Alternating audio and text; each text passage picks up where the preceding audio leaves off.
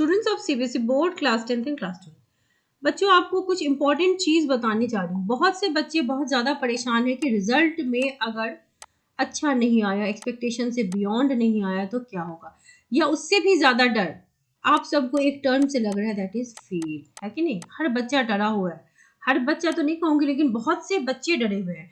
क्या होगा अगर एक सब्जेक्ट में कंपार्टमेंट आ गया, तो क्या होगा अगर दोबारा से पेपर देना पड़ गया, क्योंकि बच्चों पे पेरेंट्स का प्रेशर बहुत ज़्यादा होता है इस वक्त। तो पेरेंट्स से भी मैं रिक्वेस्ट करूँगी बच्चों को इतना आप मतलब वो प्रेशराइज मत कीजिए, उनको थोड़ा इजी फील करवाइए, क्योंकि आप जानते हैं कि रिजल्ट इतना भी इम्पोर्टेंट नहीं है। क्योंकि पेरेंट्स आर ग्रोन अप, बच्चे आप अभी बच्चे हो, आप फर्स्ट टाइम बोर्ड दे रहे हो, सेकेंड टाइम बोर्ड दे रहे हो, तो आपके लिए इंपॉर्टेंट है क्योंकि आपको बताया गया है कि it is very important, crucial है। इतना क्रूसियल नहीं है, it is important but it is not crucial. ठीक है? सोसाइटी का भी प्रेशर होता है, आपके दोस्त भी पूछेंगे, आपके दोस्त के पेरेंट्स भी पूछते हैं, रिश्तेदार पूछते हैं, तो बहुत सारा प्रेशर लेकर के बच्चे घूम रहे हैं कि क्या होगा जब आपका रिजल्ट अच्छा नहीं आएगा, फिर सारे लोग आपसे क्या कहेंगे। ठीक है? तो आपको डरने की जरूरत नहीं है। मैं आपको बहुत इंपॉर्टेंट चीजें, इंफॉर्मेशन बताने जा रही हूँ जो शायद आपके बर्डन को रिलीज करे। सबसे पहली बात तो बताऊंगी बच्चों की कॉपी चेकिंग बहुत अच्छी गई है, बहुत ज्यादा अच्छी गई है। अटेम्प्ट के नंबर दिए गए हैं, स्टेप मार्किंग हुई है, मॉडरेशन पॉलिसी लगी हुई है और ग्रेस मार्क्स मिल रहे हैं। इन सब के बावजूद आपका, अगर आप पास नहीं हो पाए, इसका मतलब आपने कॉपी में लिखा नहीं है, चाहे रीजन जो भी हो। तो अगर नहीं लिखा है तो आप देखो, उसके लिए तो फिर कंपार्टमेंट एग्जाम है। ठीक है? लेकिन कई बच्चे ऐसे भी होंगे जिन्होंने लिखा है, मिस्टेकनली उनके मार्क्स कट गए हैं, चाहे सीबीएसई इतना भी एरर फ्री बोल रहा हो कि एरर फ्री बोर्ड है, लेकिन ऐसा होता नहीं है। 100% इफिकेसी किसी चीज की नहीं होती। कई बच्चे ऐसे होते हैं जिनके मार्क्स बीच में मतलब कहीं से कट गए, नहीं दिए गए, तो ऐसे केसेस भी होते हैं। बहुत ड्रास्टिक डिफरेंस भी नहीं होता कि किसी के मान लो 30 मार्क्स आ रहे हैं वो 90 ले, ऐसा रेयर होता है। लेकिन कुछ नंबर बढ़ते हैं। अब आपको कुछ बातें बताती हूँ। जैसे ही रिजल्ट आएगा ना, उसके 2-3 दिन बाद सीबीएसई इस साल भी ऐसी एक सर्कुलर जारी करेगी। ठीक है?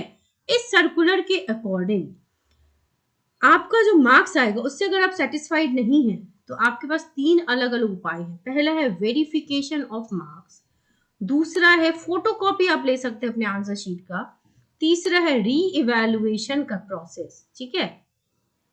कुछ बातें बता दूं, request for all the processes जो है, ये सारे प्रोसेसेस जो है वो ऑनलाइन होंगी। ऑफलाइन स्कूल में पैसे देकर के आप नहीं करा सकते। ठीक है? तो प्रोसेस चार्जिंग जो होती है वो भी आपको ऑनलाइन ही डिपॉजिट करनी होगी, चाहे जो भी मोड हो, आपको क्रेडिट कार्ड से देना है, डेबिट कार्ड से देना है, चाहे जैसे भी देना हो। वो अब पुराने टाइम की तरह postal method, DD, demand draft वगैरह से काम नहीं होता। ठीक है? तीसरी इंपॉर्टेंट बात यह है कि इनकम्प्लीट ऑफ या offline application will be rejected. तो आप इनकम्प्लीट तो भर ही नहीं सकते ऑनलाइन मोड में, क्योंकि फॉर्म सबमिट ही नहीं होगी, और ऑफलाइन मोड में भी रिजेक्ट हो जाएगा। Only a single application for each step per candidate will be accepted in the online process। यानी कि एक ही एप्लीकेशन देना है for each step, her step के लिए एक एप्लीकेशन आपको देना है। So candidate must decide in advance whether he or she has to apply for one subject or multiple subject। मान लो ये फॉर्म फिलिंग, ये सारी जो चीजें आएंगी ना, 1 से 2 दिन का विंडो होता है। तो मान लो आपने एक ही सब्जेक्ट का डाला, बाद में आप सोच रहे हैं मुझे इस सब्जेक्ट का भी डालना है, तो you will not get the chance.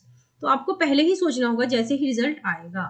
Board will not be responsible for any consequences due to revision of marks. Board responsible नहीं होगा।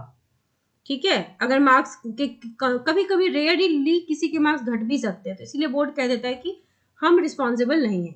Decrease even bye 1 marks shall be affected. तो अगर डिक्रीज हो गया तो वो आपके मार्क नई फ्रेश मार्कशीट आएगी, उसमें वो कम करके आएगा। In case where there is a change in the marks, such candidate shall have to surrender the marksheet. जो आपको पुरानी मिली होगी उसको सरेंडर करोगे और नया मार्कशीट आपको मिलेगा। ठीक है?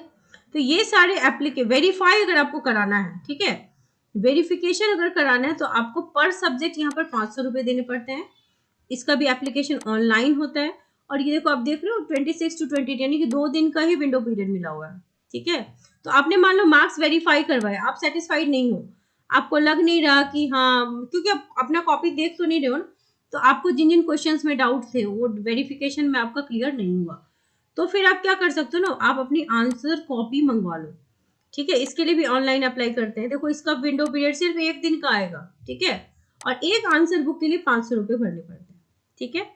अब इसके बाद अगर मान लो आपको सच में डाउट लग रहा है तो रीजनल ऑफिस जाओगे, आपके आसपास जो भी रीजनल ऑफिस होगा वहां जाकर के आप अपनी कॉपी की रीचेकिंग करवा सकते हो। वहां से अगर मार्क्स बढ़ गए तो फिर तो वेल एंड गुड, अगर नहीं बढ़े तो फिर आप री इवेल्युएशन प्रोसेस में डालोगे, यानी कि आपकी कॉपी चेकिंग दोबारा होगी पर क्वेश्चन।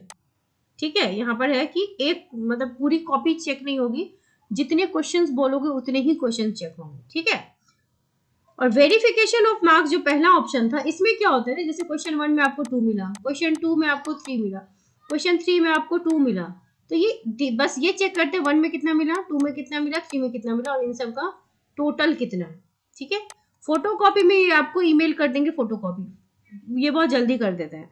और री इवेल्युएशन में जितने क्वेश्चन दोगे उतने क्वेश्चन को ये रीवैल्यूएट कर देंगे। विंडो पीरियड इसका भी फॉर्म फिलिंग का एक ही दिन का होता है, तो अपना मन आप पहले बना लोगे कि आपको क्या करना है। ठीक है, तो इन 3 तरीके से कई बच्चे ऐसे होते हैं जिनको अगर ये टूल है, इसका मतलब ये है कि इसका फायदा है। कई बच्चों के नंबर बढ़ते भी हैं, ज्यादातर के बढ़ते ही हैं, रेयर किसी किसी के घटते भी हैं। तो जब रिजल्ट आए तो ये मत डर के घबरा के सोचना कि हाँ मेरे सच में कम आ गए। अगर आप कॉन्फिडेंट हो तो फिर आप इनमें से किसी 3 प्रोसेस को यूज करके पहले देखो। बात बाकी है कंपार्टमेंट। मान लो अगर किसी का कंपार्ट आ ही गया लेकिन आप कॉन्फिडेंट हो कि मेरा नहीं आता, तो आप रीवैल्यूएशन प्रोसेस में डालो और देखो कि क्या आपका सचमुच नहीं आ रहा है। अगर तब भी अगर लगता है कि नहीं कॉपी में मार्क्स नहीं बढ़ेंगे, तो फिर 1 महीने बाद फिर एग्जाम का फॉर्म फिलअप होगा, 2-3 दिन बाद, और 1 महीने बाद एग्जाम होगा। आप एग्जाम दे करके कंपार्टमेंट एग्जाम क्लियर करके फिर अगले क्लास में पढ़ाई शुरू कर सकते हो। So there is no problem at all. I hope आप ये इन्फॉर्मेशन आपके लिए काफी कारगर हो। ये सीबीएसई के ही वेबसाइट से ली गई इन्फॉर्मेशन है, आप देख सकते हो सीबीएसई का लास्ट ईयर का ये सर्कुलर है। So if the video is informative to you, आप लाइक शेयर सब्सक्राइब जरूर करिए।